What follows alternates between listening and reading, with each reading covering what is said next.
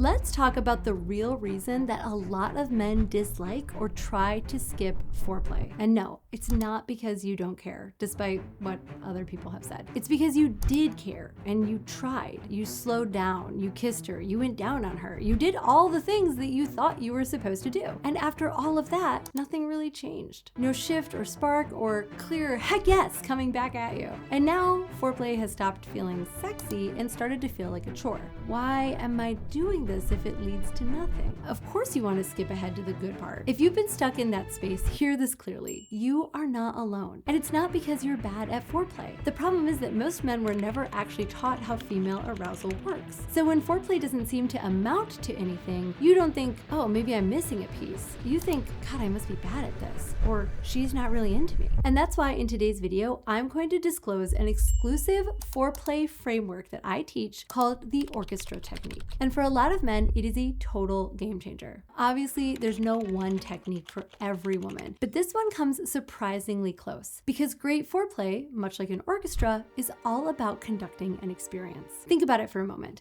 An orchestra, just like foreplay, starts slow and it builds in layers. And when everything is in sync, something really beautiful emerges that's bigger than any one of the parts. But when even one section is out of tune or off beat, the entire experience feels off. Before I walk you through the technique, there's one thing that you need to understand about female arousal because it explains why the orchestra technique works so well. Biologically, female arousal is more complex than male arousal by design. Unlike the quick reflexive arousal response seen in men, women's bodies typically need more time, more safety, and a slower ramp up to come fully online. Most women need somewhere between 20 and 40 minutes to reach full arousal. So when things move too fast, her body doesn't open, it tightens. And when her body tightens, that can show up as discomfort, pain, numbness, or emotional shutdown. And this is where so many foreplay tips get it wrong. They treat arousal like a switch instead of a process. They skip over the nervous system, chasing an outcome and missing the actual moments that matter. The orchestra foreplay technique works because it mirrors how her body naturally builds pleasure. It activates arousal without her feeling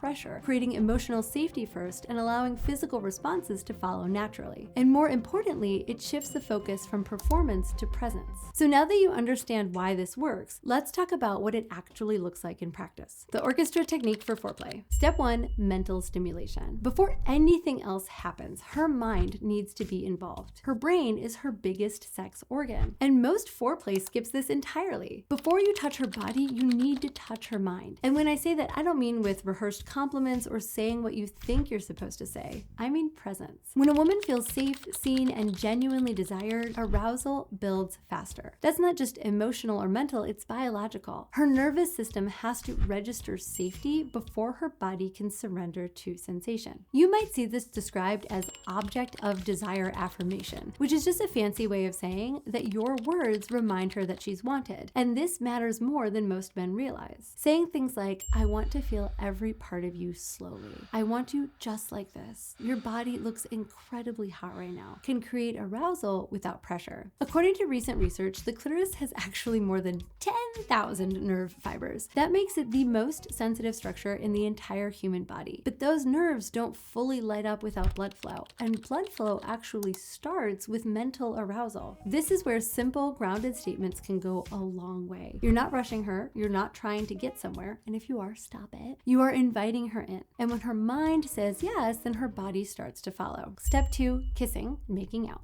This is the quiet opening. This is where connection starts to build. See, an orchestra doesn't just start with cymbals and trumpets blaring. It starts with tuning and warm-ups and subtle cues. And in the same way, when you sync your breath with hers and kiss like you have nowhere else to be, like you're not trying to get anywhere, you're not just turning her on, you're regulating her nervous system. You're communicating safety without saying a word. You're telling her, I'm not in a hurry, I'm here with you. And that changes everything. When you stay in this kind of slow, connected, and rhythmic kissing, her body starts releasing oxytocin, which is the hormone tied to trust and bonding, and her stress begins to drop. And the longer that you stay here, the more relaxed and receptive she'll likely become. let your hands wander, not just to her genitals. Think about places that build anticipation instead. Her neck, her back, her shoulders, her arms, her hips. And this is what I want to be clear about. We're not teasing to manipulate or because we're goal-oriented. This is tuning in. So stay with her. Let the kisses linger. Let your hands listen to her body. This is when her body will start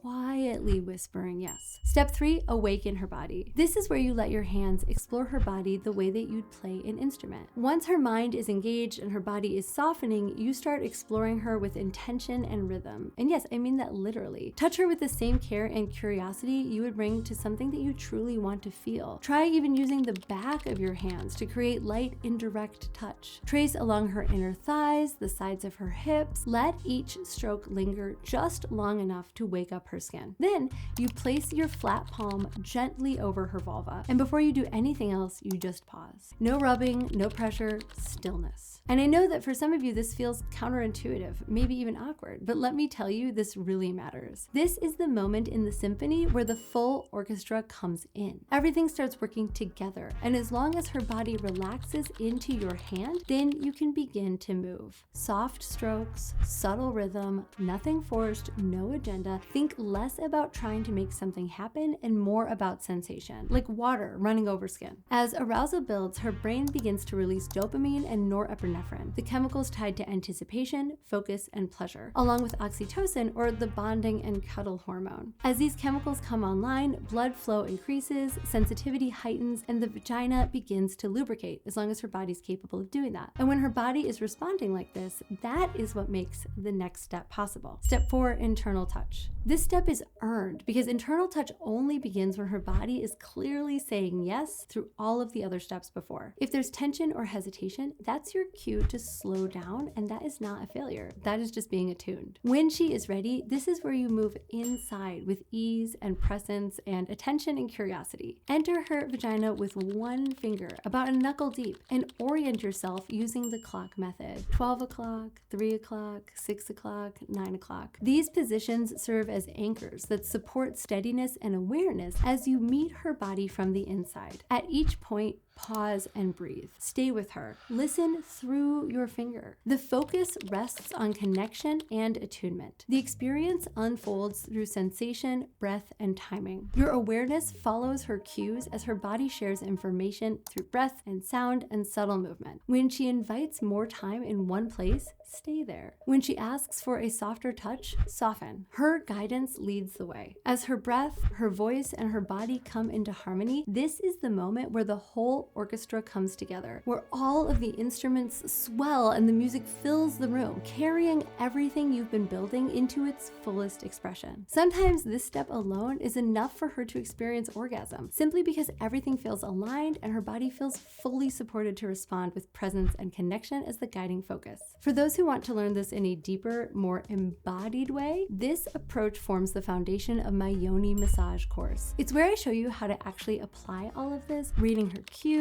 knowing exactly what to do next, and staying relaxed and connected instead of guessing or rushing. This way, you know what you're doing and she can feel it. And that brings us to the close of the Orchestra Technique, where everything you've been building comes together naturally. But before we conclude, I want to leave you with a few final reminders. First of all, foreplay is not optional. Everything we've talked about, from mental stimulation, slow kissing, indirect touch, all of it is foreplay. And most women need time for their bodies to fully open. If you don't have time, you don't have time. You don't just bulldoze through. Skipping the buildup is like fast forwarding to the chorus and expecting the whole song to land. Next, try using different types of touch. Like I mentioned, using the back of your hand. Sometimes it feels softer and more attentive, like you're taking your time with her instead of moving towards something. That kind of contact lets her feel savored and appreciated. And when she feels that, her body relaxes and responds on its own. And lastly, let her feel your desire without pressure. Arousal is contagious, but only if she feels safe. If she tenses up, you slow down. If she pulls away, you follow her lead. If she wants to stop, you stop. I hope that this video helped you see foreplay differently. And if it did, please hit the like button and make sure you are subscribed. And in the comments below, tell me which part of the orchestra technique you are most excited to try. I'm Caitlin V. I'll see you here next week.